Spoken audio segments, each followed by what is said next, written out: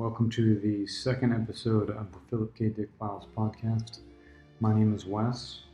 I am a comic artist and illustrator who is currently adapting the public domain short stories of Philip K. Dick into a series of comics that I call the Philip K. Dick Files.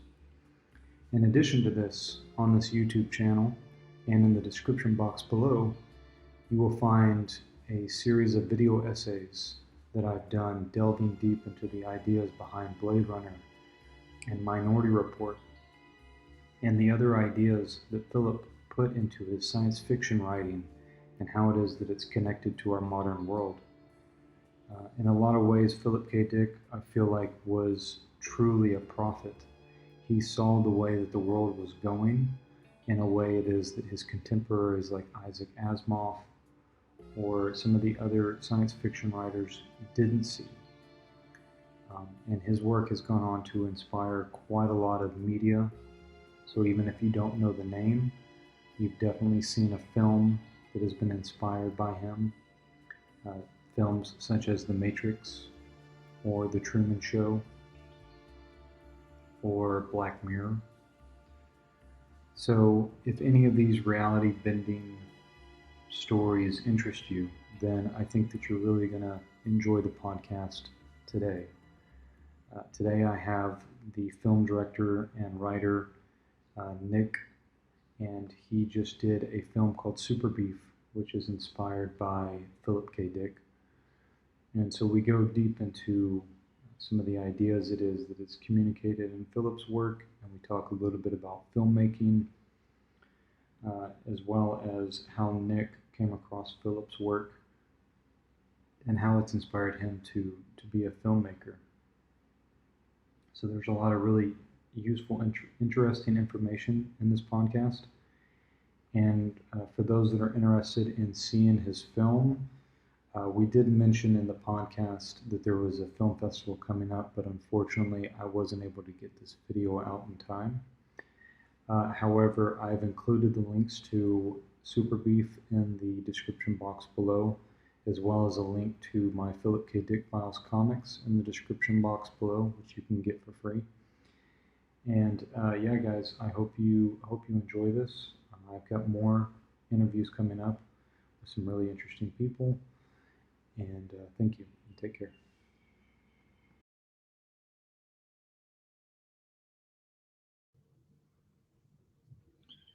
All right, guys, welcome to the latest episode of the Philip K. Dick Files. My name is Wes. I'm a comic artist. I am currently doing deep dives into Philip's work. I'm making comic books, which you can check out in the description box. But in this podcast series, I'm also bringing on filmmakers, artists, writers, different people that I have found that are in some way connected to Philip K. Dick, whether they're inspired by him or maybe they knew him or were connected in some way. And so today I have Nick with me. Nick, do you want to give us a brief introduction? Yeah, my name is Nick D'Agostino. I am the writer, director, actor, and editor of the movie Super Beef, which is definitely heavily PKD inspired, specifically a Scanner Darkly in Dallas. And it actually just played at the PKD Festival in New York. So we found each other kind of through that. So I'm really happy to be on here talking about it. That's cool. So I'm actually looking at your website right now. We're going to play the trailer here in a second. Awesome. But can you give us like what is the elevator pitch of the film? Like, well, so it depends on how many floors we have to go in the elevator, because I've been quickly just telling it as like almost a sci-fi Big Lebowski. But I think that kind of sets maybe too much of an expectation of it being like a hilarious movie, which like people familiar with PKD's work know that he's just kind of like a funny guy and has a great sense of humor, had a great sense of humor. But he also dealt with some really heavy themes, and particularly like a Scanner Darkly and Dallas were really personal to him, and themes of like drug use and just like a lot of melancholy. So I don't want to set too much of an expectation by saying Big Lebowski. But yeah, it's basically a character who kind of finds himself embroiled in a government conspiracy that involves aliens, mind control, and like an experiment to kind of put different information into citizens' heads. So, and all he wants to do is do drugs and drink beer and eat a sandwich, which is a local sandwich to the Boston area, a super beef. Okay, cool. Let's check out this trailer. Awesome.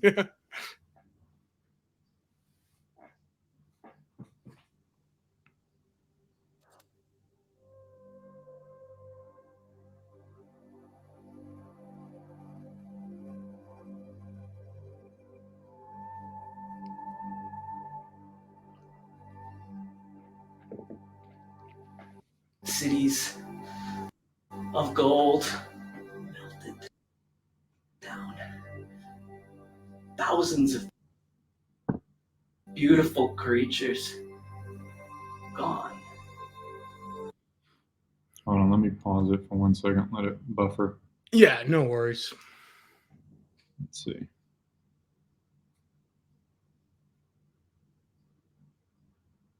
Let's start that over. Let's see if it'll run in a decent frame rate right now.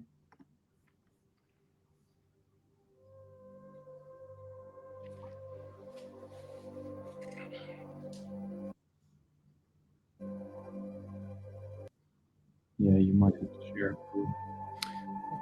Yeah, it's okay. You might have to share it. It's okay. We'll see how it goes. Yeah, I apologize. Cities Yeah, I no don't worries. want of gold. to ruin the vibe of your trailer, because I do like the vibe it's going for, but it looks like my bit rate is not wanting to. Can you share it on your end? Oh yeah. Let me see here. You just go down to present. Yeah, let me pull it up too.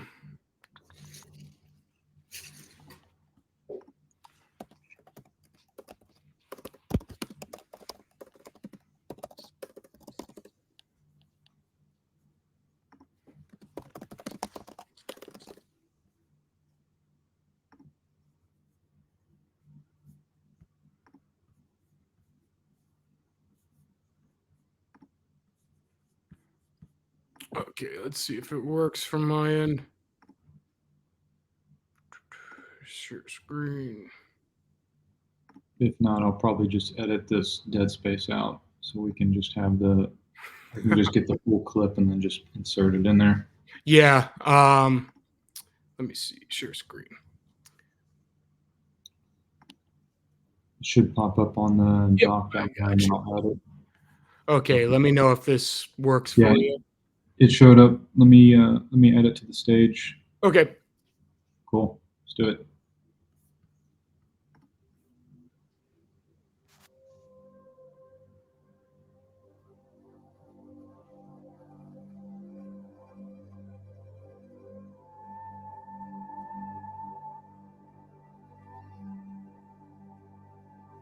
Cities of gold melted down.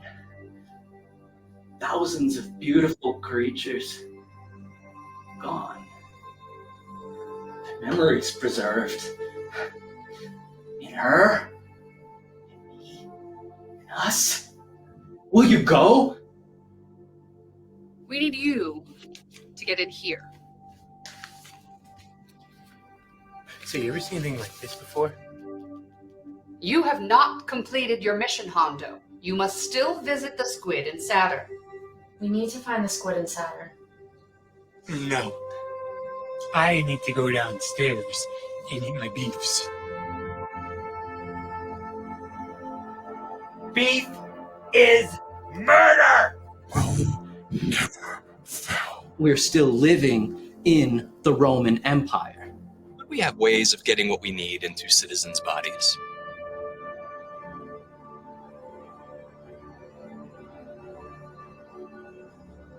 Your friends are in danger, Hondo. We need you to get inside and eliminate the threat. Did I ever have a choice in this whole thing? I was just going someplace to eat my beefs and a bit of peace.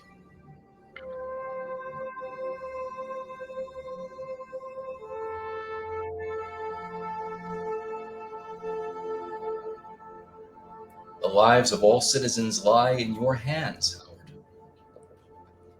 No one should feel good about that. Yes. It seems complicated. I'm confused about everything you just said.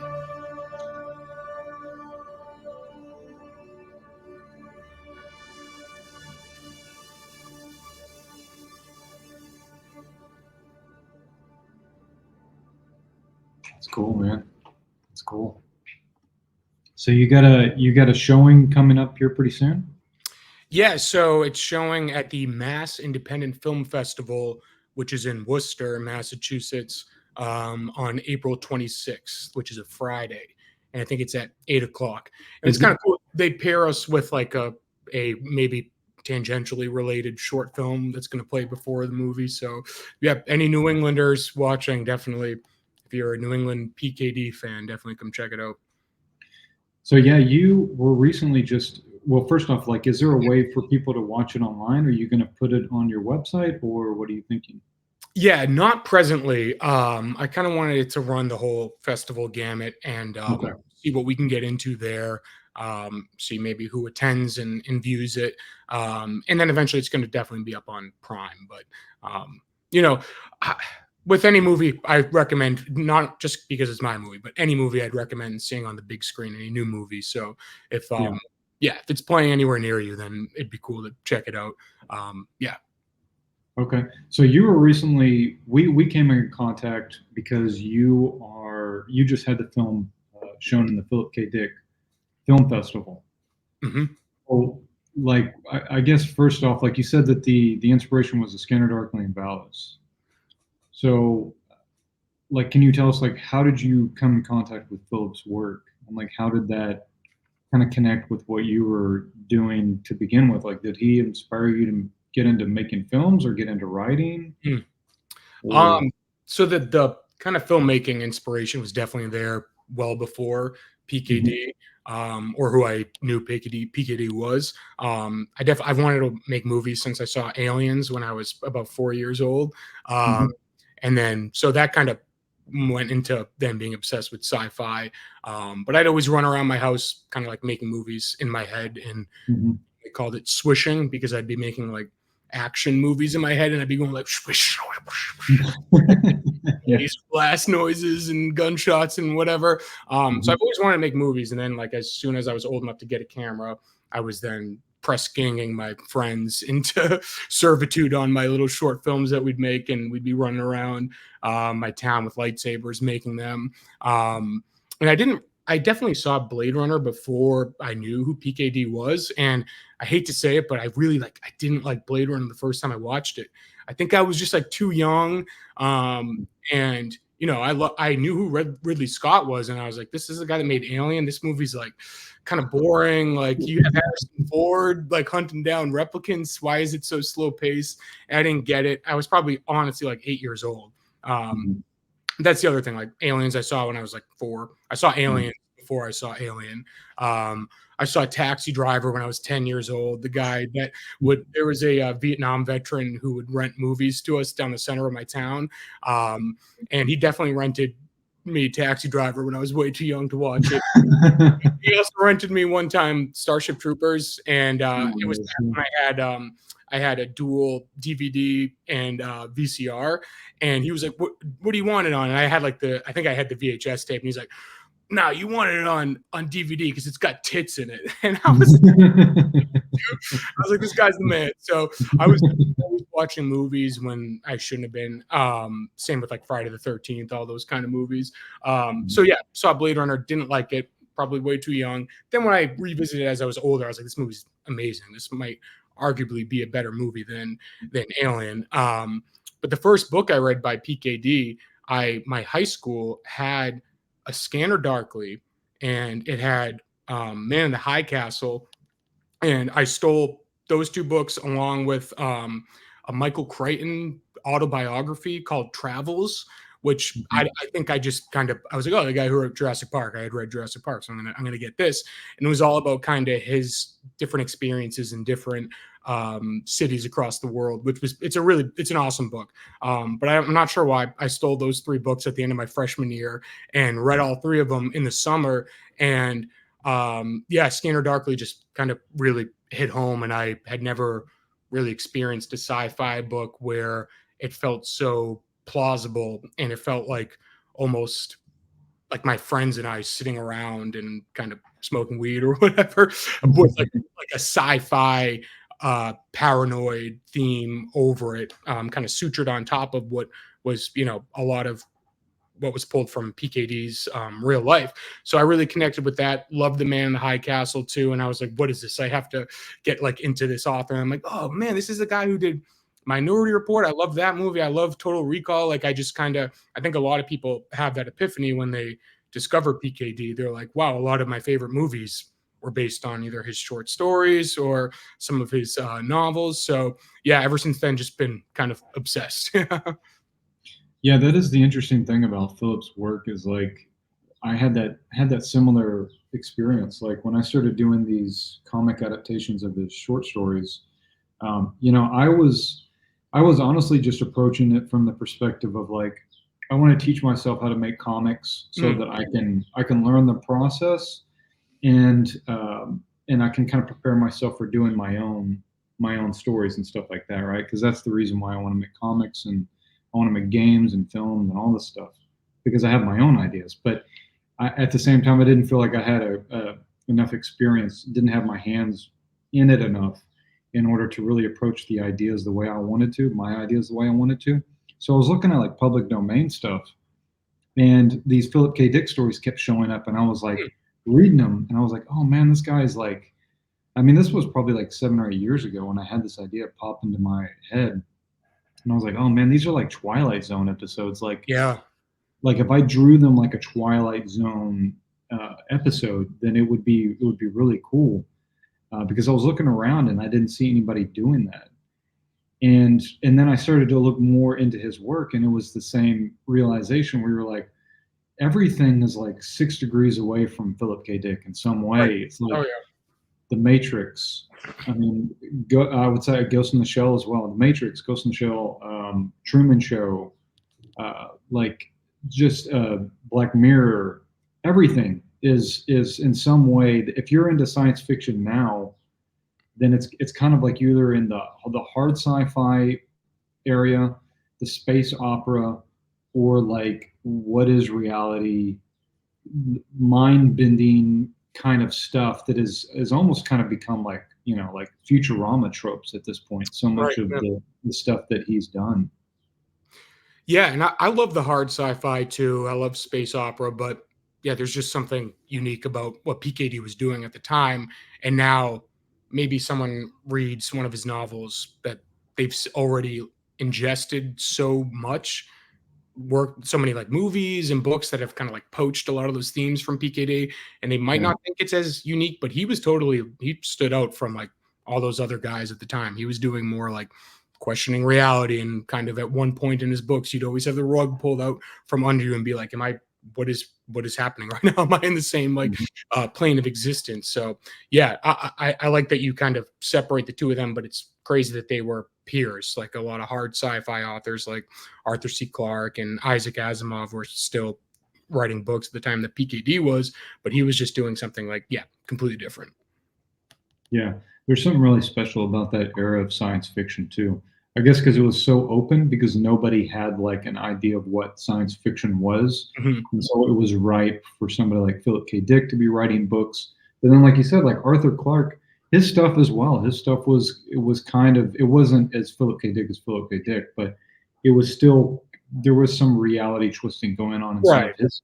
Yeah, I know, because I say that, and like you always think about Arthur C. Clarke as such like a science Mhm. minded and hard science guy, but then you read something like Childhood's End, which is very philosophical and speculative, and you can trip out on that too for sure. And obviously Yeah. like 2001, and I think that the sequel novel 2010 is great, and also the movie's pretty good too. But both of them just, yeah, not as like strictly scientific as like I always think when I hear Arthur C. Clarke's name.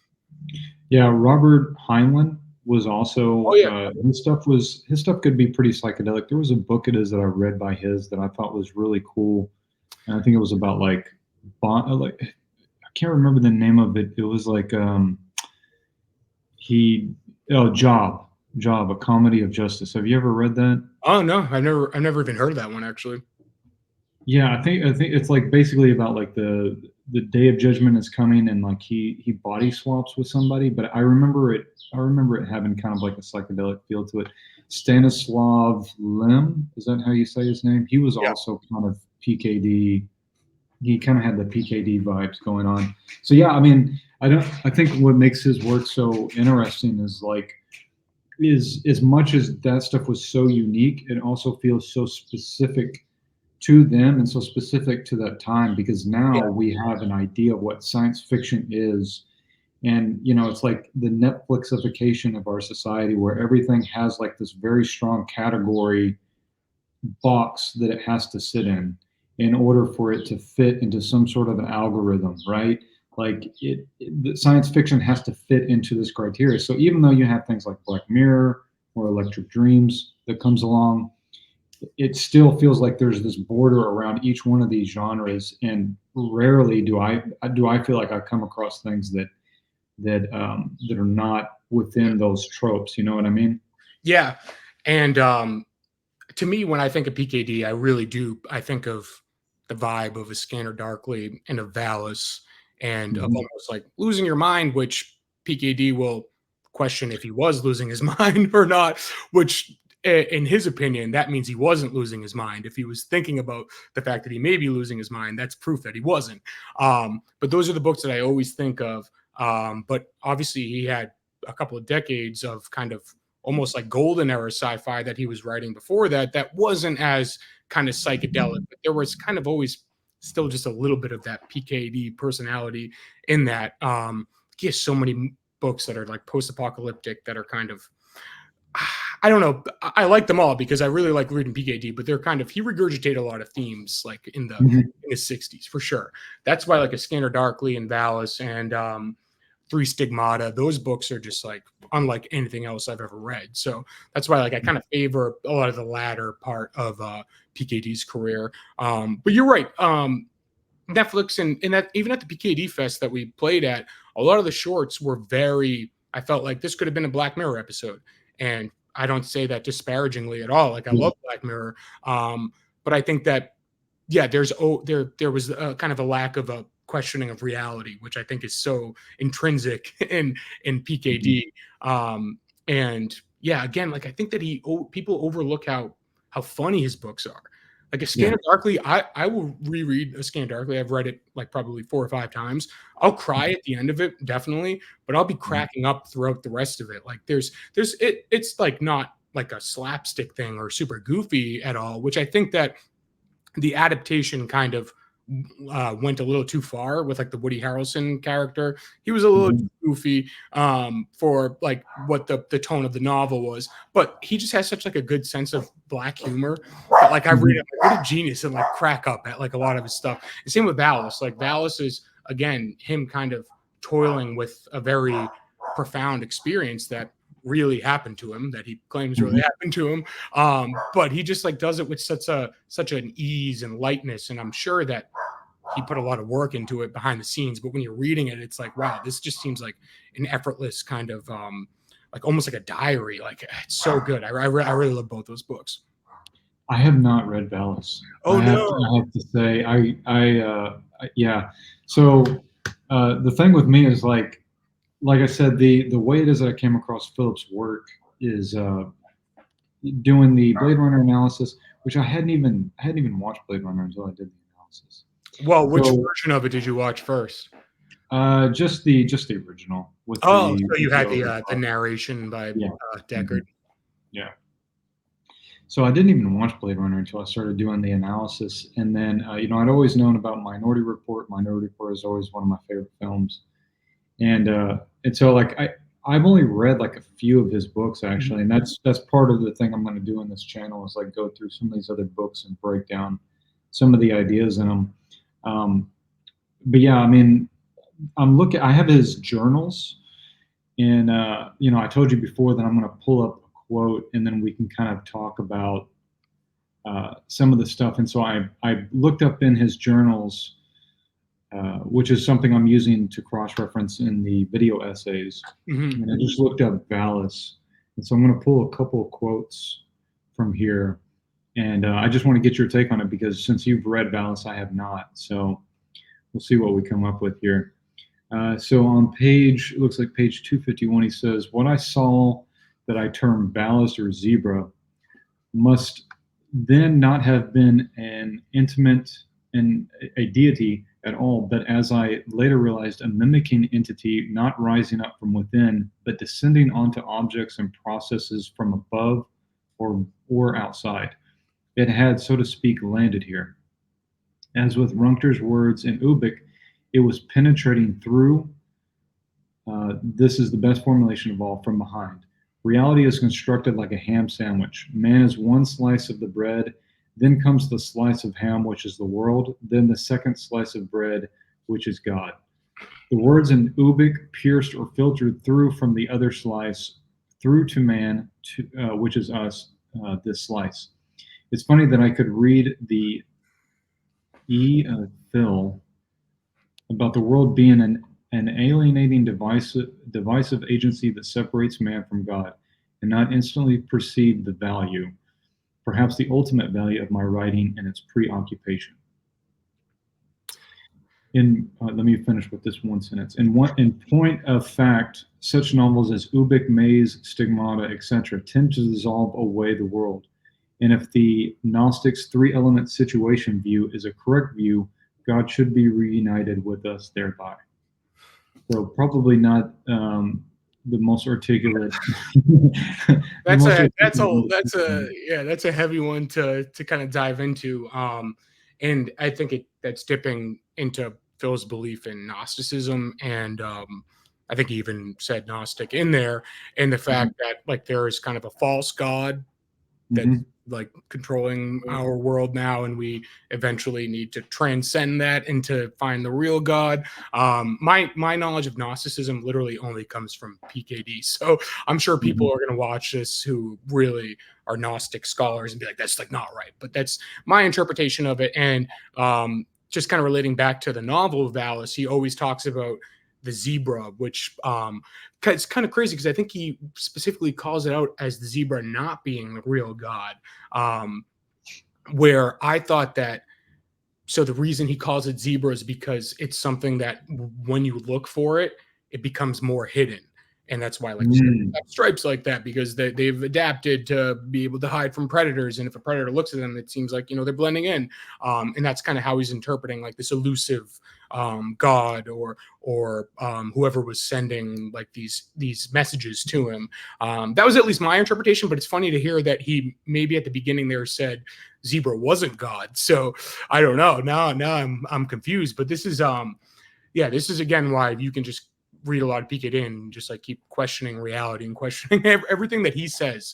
So yeah, that's quite the pull from the exegesis there. So like you said that like the question of reality is like what draws you to Philip's work. Like what did you make of Valis whenever it is that you read it? Like was there any kind of connections to like your own writing or your own life that you started to recognize? Because like I've also realized from this, and I've had this conversation with other people, is like there's kind of like this kind of gravitational pull with his work in a way, like these weird kind of coincidences start to happen. Synchronicities. Yeah. So he would term them. Yeah. Yeah.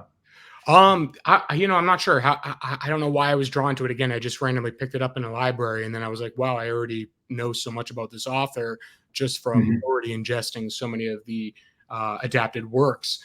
But Valis in particular, again, I read Valis too. And I was also at the same time getting into like David Bowie and Brian Eno. And then I'm reading it. I'm like, man, these characters, this kind of seems like the movie that they go see is like the Nicholas Roeg movie, The Man Who Fell to Earth, by starring David Bowie. And then like you do more research and I was like, it is basically based on David Bowie, and it's based on a real experience where PKD and his friends went to see that movie, and he was like, this is exactly what's happening to me in my real life. Like, see, there's like connections everywhere. I'm not sure I was going that far. I did always growing up, I used to be obsessed with like kind of numerology, and if I'd see certain numbers, I'd start like kind of freaking out.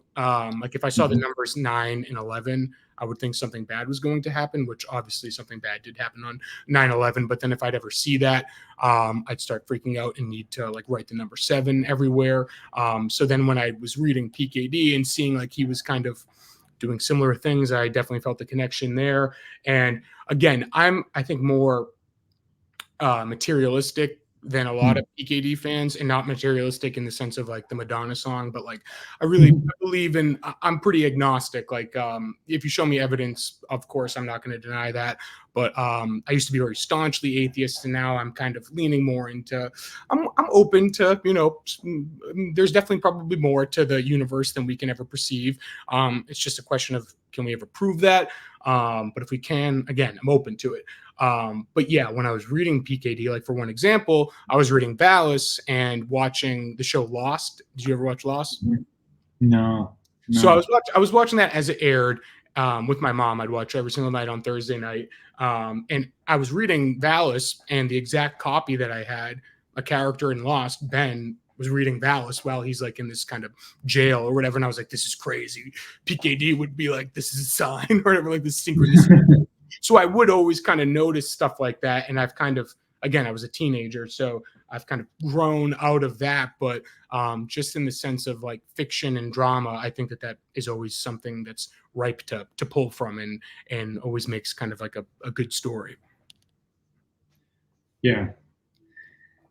Yeah, it's an interesting thing to talk about, because I feel like you can go into so many different directions with it, and it's always relevant. It's like, what is the reality is that we live in? You know, we think of reality in terms of like, you know, I'm getting in my car and I'm driving to work and I'm dealing with traffic and I'm dealing with, you know, this thing and that thing, and you know, my personal drama and my personal life. But at the exact same time, in the center of this galaxy, there's a black hole. And we're spinning around it.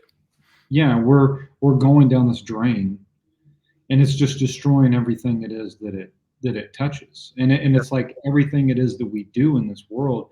You know, one of the things that is so something that I've thought about recently, and you know, I used to be very materialistic. I used to be like a staunch atheist type as well, because I grew up in the South, and like I just couldn't fit into the culture. You want to be a contrarian. I get that. Yeah, totally. Reddit contrarian with the top hat and all that. Totally was that guy.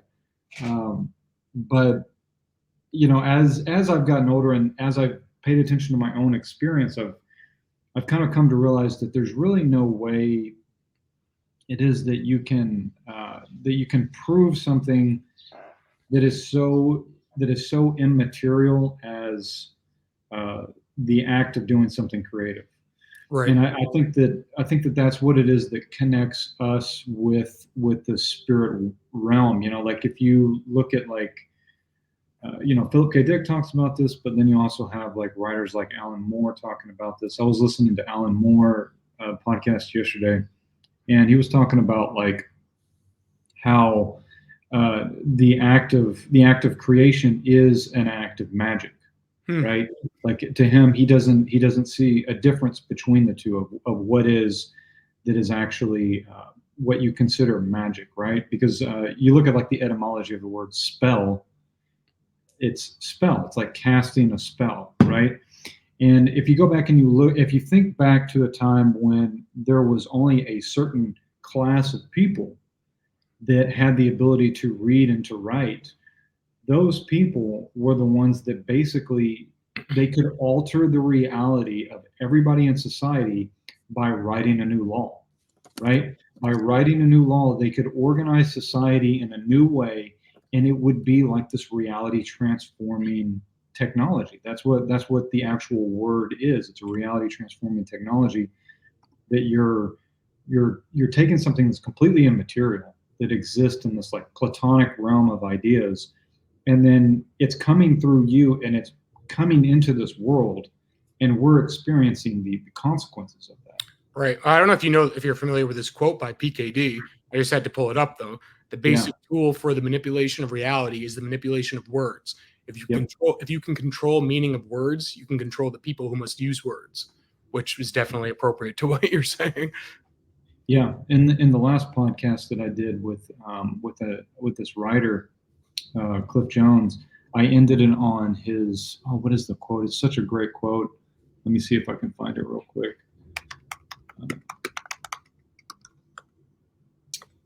Manipulation quote.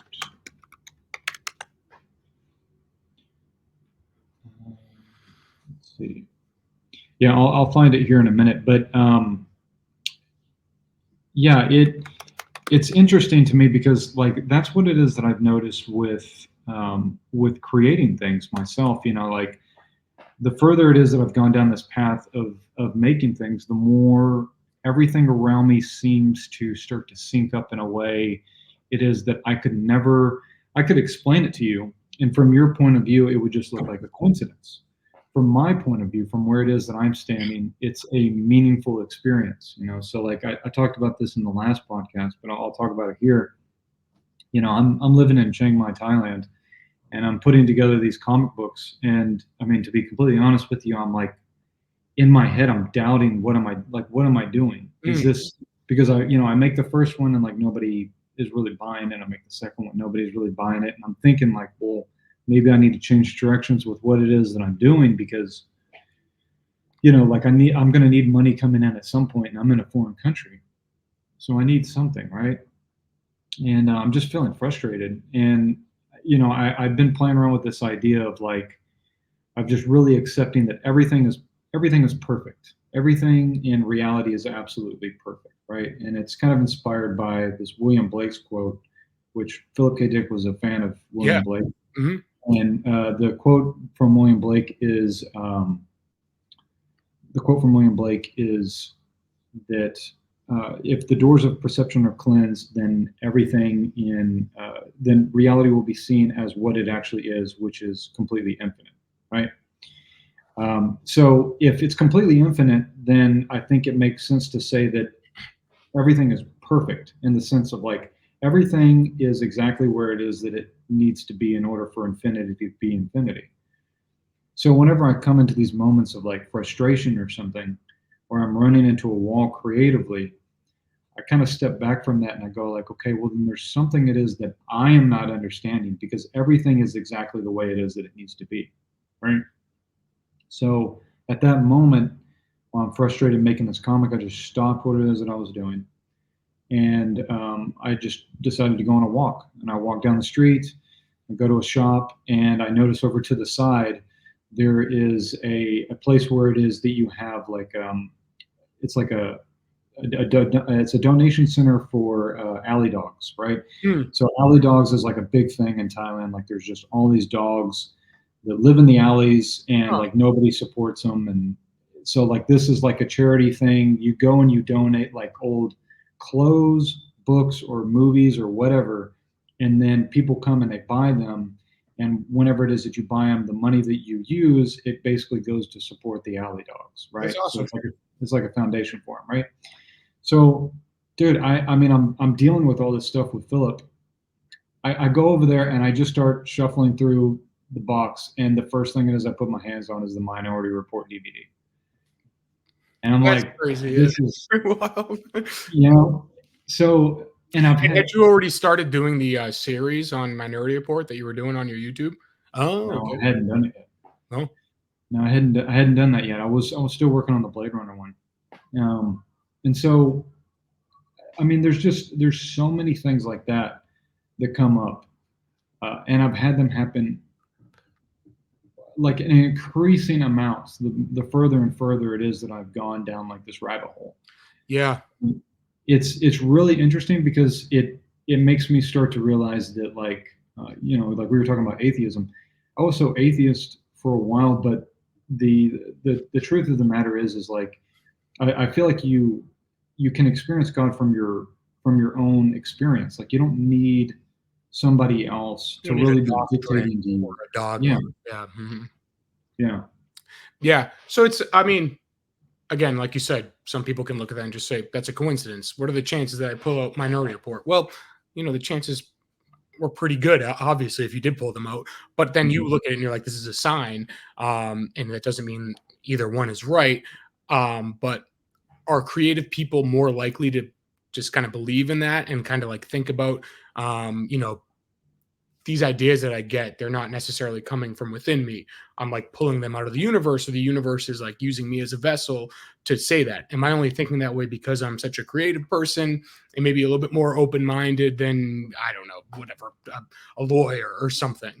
Or am I creative because I am different than them intrinsically, and like I actually am allowing something to speak through me? So it's kind of like, I'm not sure what you believe. I kind of sway more towards, since we're creative, we're a little bit more open-minded, so we're open to these ideas. Whereas at the at the PKD Fest, there was this woman who, I have to get her name right. Sorry, Nancy Burson. And so she invented this software in the 80s that basically like aged up people, and the FBI utilized it to kind of do all the have you seen me, like the milk carton thing. This is what I would look like now. So I'm sure like you've seen that. Like, I was abducted when I was 8 years old. This is what I look like now. I even remember at the Museum of Science in Cambridge, there was like a little booth that when you were younger you could go into, and they'd take a little image of your face and then show you what you would look like when you were 36, 46, whatever. So she invented that. She's also like an incredibly talented artist. She does this thing where she'll draw or paint with both hands, doing like alternating kind of patterns, and she just like is utilizing like so much of her brain by doing that or whatever. And it was a documentary about her, and it was really cool. Then she got up afterwards and gave like a Q&A. It wasn't really a Q&A. She just spoke about how she basically said that she's been working with the FBI, and they're hiding from us that there are these she called it lineage of light. Like, there are these aliens or these beings that are attached to every single person, and some of us are more open to kind of allowing that being to speak through us, whereas other people are more shut off and like at war with it. I'm probably getting this wrong, but it was crazy because I didn't expect this to come at all. So it was like that, and there were a lot of people at the PKD Fest. Even Matthew Modine, who was there, he said the same kind of thing. He was talking about not the same kind of thing, a little different. He was talking about this, I believe, definitely. Obviously, we get a lot of our genetic markers that were passed down from our ancestors, like inarguable. That's the truth. We get like our eye color, or hair color, all that. So why wouldn't we also get these genetic like memories or these genetic experiences? Why wouldn't that be passed down too? Which, again, though, you talk to someone who maybe isn't as open-minded, they're like, that's like just quackery. That's insane. Like, why are you even bringing that up? But like, I think that creative people are more open-minded to that sort of thing, and it's almost like inexplicable when you sit down with a blank sheet of paper or a blank screen in front of you, and you all of a sudden then a couple of days later you have like a full script. It's kind of easy to say maybe something else was speaking through me, whereas like, I don't know, I lean more towards I'm drawing from all of the media that I have taken in through the years, and maybe even like all the experiences that my ancestors before me have taken in, and I'm channeling it that way. Like some of my favorite musicians, like Bob Dylan, John Frusciante, they say the same thing. They're like, I just sit there and the universe like speaks through me. I don't know where it comes from. I just like let it happen. So it's cool, and it's almost like it's a weird thing. It's like, are they being solipsistic in the sense that they think that they're so important that the universe would speak through them? Or are they like shattering their ego and saying, I actually am not important, and I am just like this piece or this cog or this vessel? So it's weird. It's kind of like both, I think. I'm not sure, So yeah, I just threw a lot at you. Sorry. No, that's totally awesome. I want that lady's name. What is her name? Because I'm gonna reach out to her. Oh yeah, Nancy. Definitely Nancy Burson. So how do you spell the last name? Burson, Burson. I know, right when she was talking, I was like, this would probably be someone that you should interview on this podcast. Okay.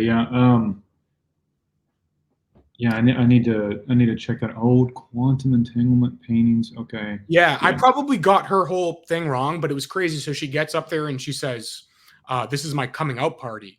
I haven't like spoken about this in public at all."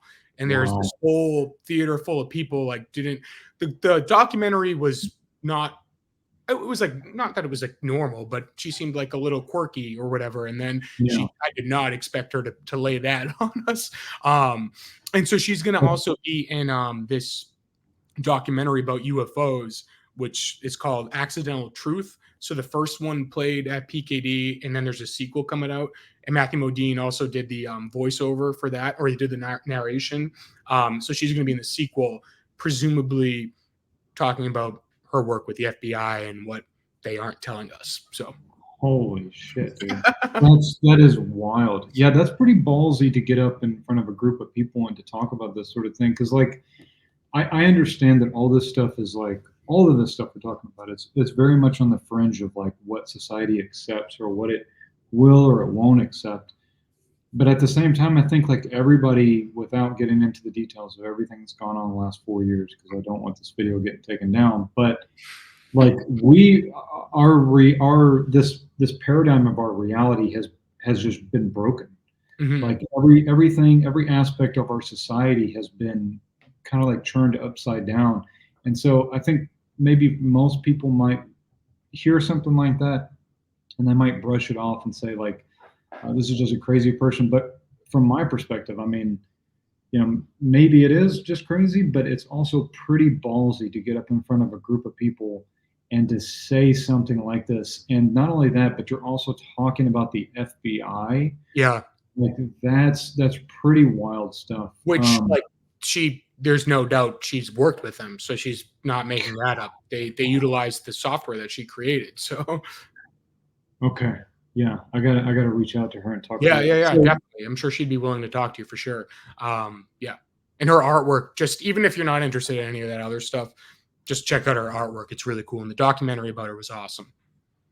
okay. Yeah, man. See, this is what I'm talking about. Like, I'll go and I'll reach out to a whole bunch of people, and for one reason or another, for the majority of people, it won't work out. But it'll always work out with one person where I'll interview them, and then they'll just send me all these different connections, and different things start happening.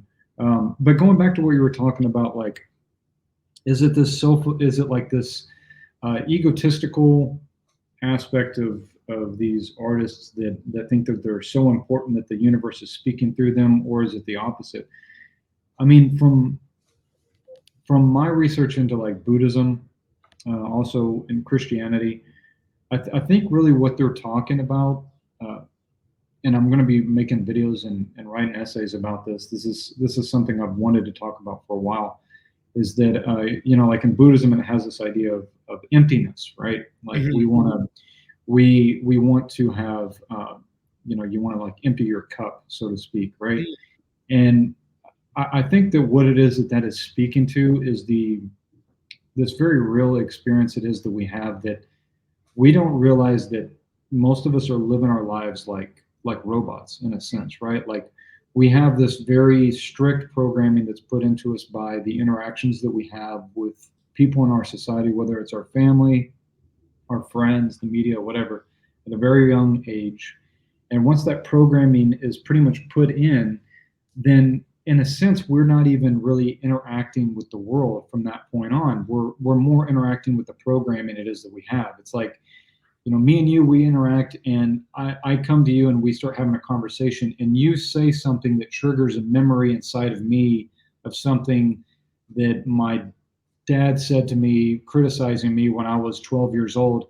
And now in my head, I'm no longer even really having a conversation with you. In my head, I'm more reacting to this feeling that was generated inside of myself by something it is that you said, right? So it's like it's almost like we have this interface of our thinking, of our memories and things like that that overlay everything. And because of all these different conditionings, we cannot see reality as it actually is, right? Because the truth is somebody comes along and they say something and it triggers a memory, and then you're in your head going like, oh, this guy thinks this or whatever. The truth is like that's gone. That's in the past. That doesn't exist anymore. It only exists in your mind, right? Nobody else is having that experience it is that you're having. And so I think that's what it is that it's talking about. And from my research into the different religions and meditation and things like that, and from my own experiences, is that I've come to understand that we have all these piles of conditioning that society has put on us. And if we go through the process of, like in meditation, you're basically going through the process of letting go of these conditionings, Stripping right? them away, yeah. You're stripping them away, and then as you strip them away, you become more and more empty. And the more and more empty it is that you are, the more that the universe, God, however do you want to explain it, can come through you and express. Because you think about it, it's like the universe is already expressing through you all the time. Like you can't say what's the next word that's going to come out of my mouth. I don't know where it's coming from. I have no idea. I can't trace a lineage back. I could say like. Name one of the 50 states of America. Like, just name a random one. Okay, California. But why didn't you say Michigan? Why? Right. Why did you not say? Like, we don't know. And so everything is kind of just popping into existence. Yeah. Right. Yeah. I mean, that's the concept of free will. I mean, like you just outlined, we're influenced by so many other things that you're not really actually in control of yourself. And someone once said to me that like every single thing that you say is a lie because you can't actually say like the true thing. And even just like the concept of speaking, that automatically is the inverse of whatever is actually going on in your head. So yeah, no, it's good that you bring up meditation too, because I just assumed that you were someone who meditated. And I do too. I kind of was influenced by David Lynch to get into meditation. Okay. And Yeah. I did it for a long time, and I want to get back into it because it really is more powerful than any other drug I've taken. It really does alter your reality and make you kind of strip away that ego and a lot of the past experiences. But yeah, no, that makes sense. Yeah, totally. Yeah, man. So we're getting close to an hour here. Okay, we can go to superbeef.com. Like where can we check out your film?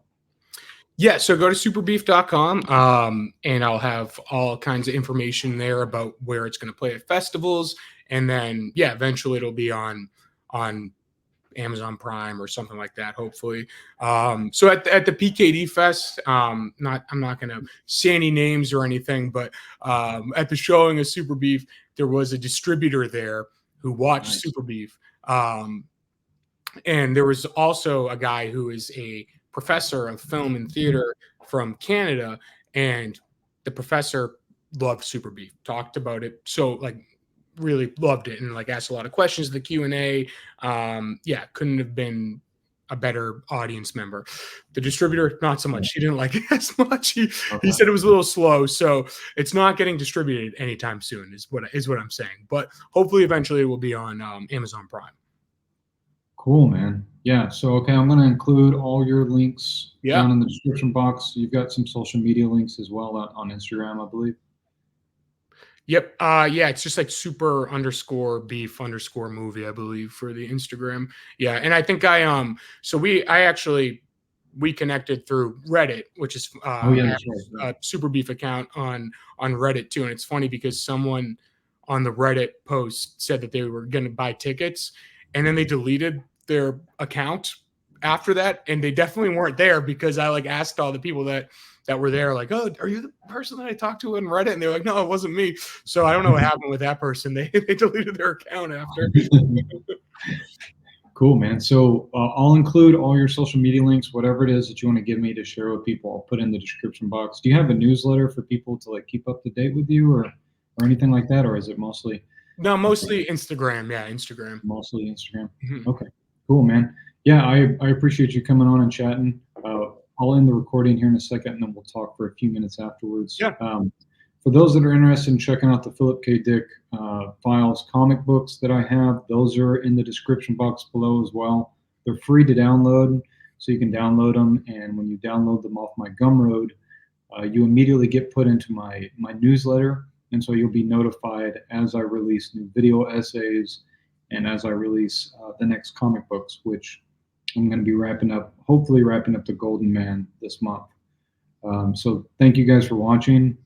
Like I've said before, I'm doing these podcast interviews as well as the video essays, and I'm aiming to have a podcast with a different guest each week, talking about Philip K. Dick, his inspirations, and maybe I can get this Nancy Burson. Maybe I can get her on, because that sounds really interesting. So you'd have a lot to talk to her about for sure, and okay. She's a little bit more open-minded than I am. So hey, I appreciate your time, man. This was a cool yeah, interview. this is awesome. Thank you so much for having me on. Cool. Check out Super Beef. I got the shirt. Go get beef. Right on. All right. Thanks, guys, for watching.